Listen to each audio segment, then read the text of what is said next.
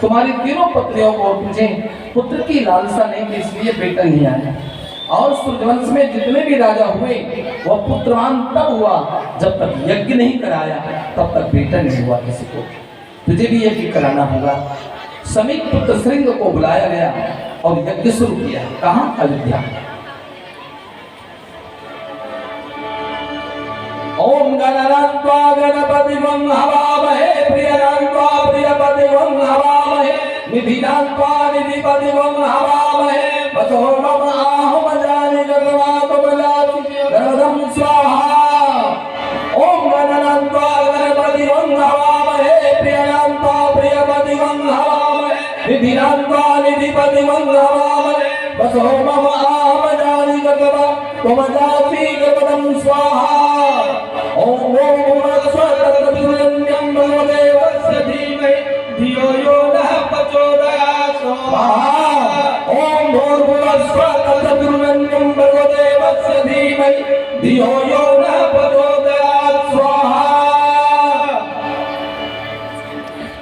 स्वाहा की ध्वनि से आसमान गुंजित हो गया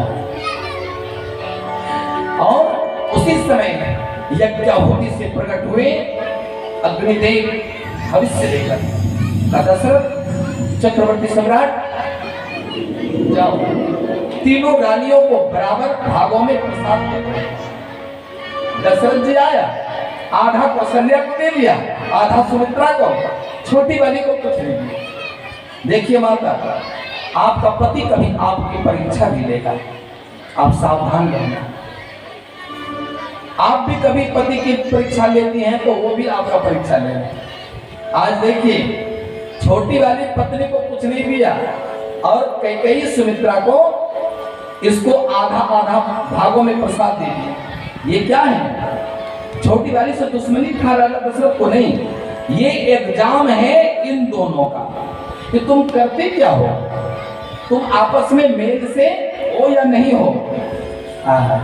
कौशल्या तो समझदार थी, कैकेयी का बहन, ये राजा ने हम दोनों को प्रसाद दे दिया और छोटी वाली को नहीं दिया। कब बुला उसको? सुमित्रा जी को बुलाया, कैकेयी ने बिठाया सामने और अपने हाथों से, ये नहीं कि ये लो, हाथ में नहीं, अपने ही हाथ से कौर उठाती है और छोटी वाली बहन के मुंह में देती है प्रसाद। कैकेयी ने भी अपने हिस्से से थोड़ा सा प्रसाद उठाकर छोटी वाली के मुंह में दिया। 2 कौर प्रसाद उसने खाया। कौशल्या जी ने जो प्रसाद दिया उससे लक्ष्मण जी आएंगे और कैकेयी माता ने जो प्रसाद दिया उससे शत्रुघ्न जी आएंगे। लक्ष्मण राम की सेवा में होंगे और शत्रुघ्न भरत जी की सेवा में होंगे। बोलिए वृंदावन बिहारी लाल की जय। आज एक बात हम निवेदन करेंगे व्यासपीठ से, माता बहन, आपके घर में बालक आगमन की सूचना हो जाए तो आप धर्म कर्म बढ़ा देना, धर्म कर्म बढ़ा देना। ऐसे धर्म कर्म में आपसे आगे ये बाबा लोग नहीं निकल सकते। आपको मैं व्यासपीठ से नमन करता हूँ, आप लोग धर्म कर्म में आगे हैं। और इसका प्रतीक क्या है? इसका प्रमाण आपकी संख्या देखिए, इतने ही लोग सियालगढ़ में हैं, इतने ही लोग हैं, लेकिन मतलब नहीं है। अमीर लोग, अमीर किस मामले में?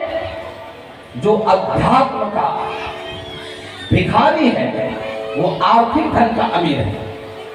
विचार करेंगे मेरी बात पर। जो अध्यात्म का भिखारी है वो अर्थ का धनी है, और जो अर्थ का धनी है उसको अच्छा नहीं लगेगा ये।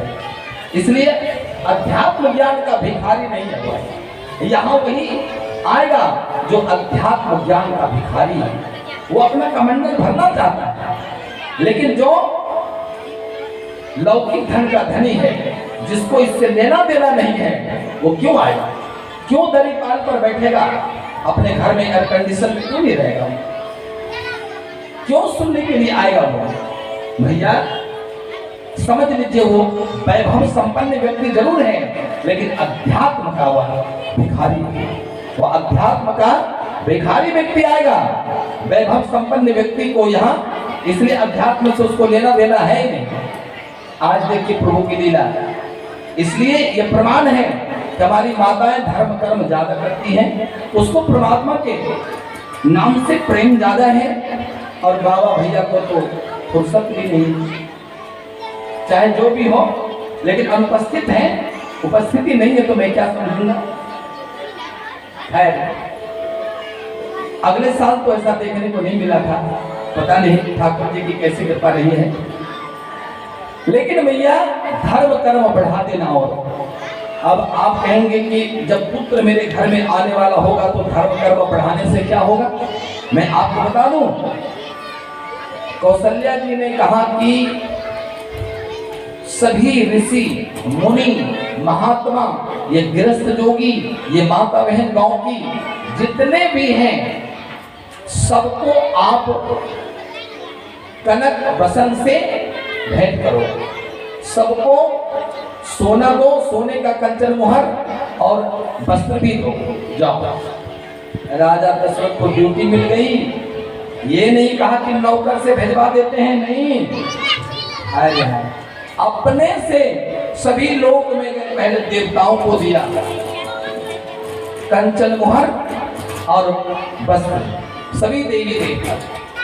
जब देवी देवता हो गए तो अपने उदय से अस्त तक राज्य की प्रजा को दान दिया। उसके बाद ऋषि मुनि महात्मा संत सबको दान दिया। ऐसा क्यों हुआ माता? आपके दरवाजे पर जब भिखारी आएगा ना, एक मुट्ठी खाने के लिए दे देंगे ना, वो क्या कहता है, माँ तुम्हारा बेटा लाखों वर्ष बचे, लाखों वर्ष जिए तुम्हारा बेटा। एक मुट्ठी खाने के लिए देने के बाद इतना बड़ा आशीर्वाद आपके पुत्र को देकर हुआ चला गया, उससे आपका कुछ घटा नहीं माना, लेकिन आपके बेटे के लिए शुभकामना किया, उसके जीवन के लिए मंगल कामना किया। लेकिन जिसको सोना आप एक बोरा दे दें तो वो आपके बच्चे के लिए क्या करेगा? कितना बार कहेगा भगवान से इसके बच्चे को अजर अमर बना देना। कितने बार कहेगा? राजा दशरथ पूरे उदय से अस्त तक राज्य की प्रजा माता बहन सबको दान दिया, सोने के सिक्के और वस्त्र, कनक भूषण। आज एक देवता बच गया था, शनि। शनि जब सामने आया तो सोचा राजा दशरथ को देखना नहीं है, पीछे हटते आ रहे।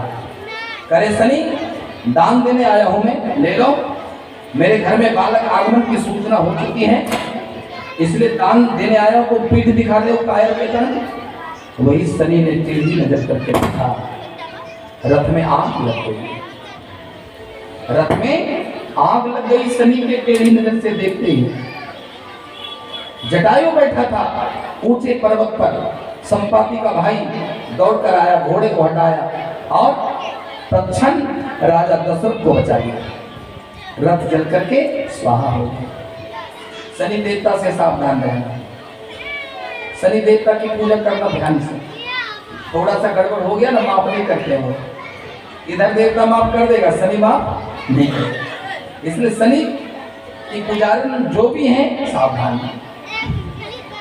ऐसे वो कोई खराब देवता नहीं है, लेकिन थोड़ा सा बर्दाश्त नहीं करते। 7:30 का ढैया चल गया ना माता, तो लोग परेशान हो जाते हैं, इसलिए उससे बच के रहना। और समय ने पलटा खाया, कहा देखो गिद्ध, तुमने मेरा प्राण बचाया है, कुछ वरदान मांगो। कहा तेरे पास चक्रवर्ती सम्राट मुझे दान देने के लिए कोई वस्तु नहीं। कहा कुछ नहीं है, उदय से अस्त तक मेरा राज्य का कुछ नहीं है। कहा तुम मांगते क्या हो? कहा यही मांगता हूँ, तेरे घर में अभी कुछ देने लायक वस्तु नहीं है, लेकिन मैं मांगने के लिए कहते तो मांगू का मांगू। गिद्ध ने कहा जब बेटा जन्म लेगा ना, जब बेटा का जन्म होगा घर में, तो बड़ा वाला बेटा मुझे दान कर दो। अभी बेटा जन्म नहीं लिया है, और पक्षी राजगिद्ध कहते हैं मुझे बड़ा वाला बेटा दान कर दो। राजा दशरथ ने कहा रघुकुल रीत सदा चली आई, प्राण जाई प्रवचन न जाई, दान कर दिया तुझे, दे दिया दान। अब बेटा जन्म लेगा तभी तो दान करेगा, अभी तो आया नहीं, अभी तो माँ के गर्भ में। और समय का खेल देखिए, बोले वृंदावन बिहारी लाल की जय। जय सिया राम जय जय सिया राम, जय सिया राम जय सिया राम, सिया राम जय जय सिया राम, सिया राम जय सिया राम, जय सिया राम जय जय सिया राम, जय सिया राम जय जय सिया राम, जय सिया राम जय जय सिया राम, जय सिया राम जय जय सिया राम, जय सिया राम जय जय सिया राम, जय सिया राम जय सिया राम, जय सिया राम जय सिया राम, जय सिया राम जय सिया राम, जय सिया राम जय सिया राम, जय सिया राम। एक समय आया, समय जब आया तो कैसा समय आया माता? सुररंजन भंजन महिमारा, सुररंजन भंजन महिमारा, सुररंजन भंजन महिमारा, सुररंजन भंजन महिमारा, प्रभु रघुवंश दिन अवतारा, प्रभु रघुवंश दिन अवतारा, प्रभु रघुवंश दिन अवतारा, प्रभु रघुवंश दिन अवतारा, सुररंजन भंजन महिमारा, सुररंजन भंजन महिमारा, प्रभु रघुवंश दिन अवतारा, प्रभु रघुवंश दिन अवतारा, प्रभु रघुवंश दिन अवतारा, प्रभु रघुवंश दिन अवतारा। एक बार बोलिए राम लला की जय। चार पुत्र, चारों वेद अर्थ धर्म काम